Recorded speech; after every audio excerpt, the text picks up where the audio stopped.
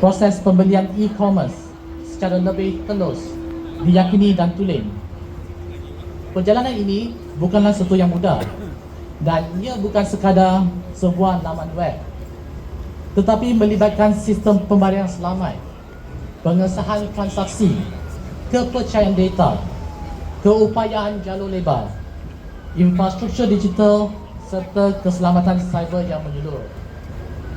Hasil daripada usaha berterusan ini, pada hari ini, laman web Kitchen Arena boleh menerima lebih daripada 3,000 pengunjung setiap hari, mencerminkan tahap kepercayaan pengguna terhadap ekosistem digital yang telah kami bangunkan.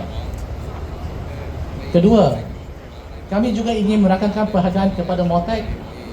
Semua inisiatif dan dasar yang dilaksanakan telah memberikan impak dan sangat positif. Tidak perlu melihat jauh. Dalam kalangan hadiran hari ini, memang banyak yang kerap melancong di Malaysia.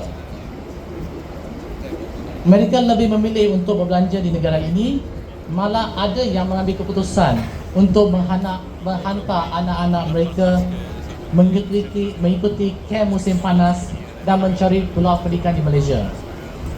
Saya tahu kerana mereka sering bertanya kepada saya,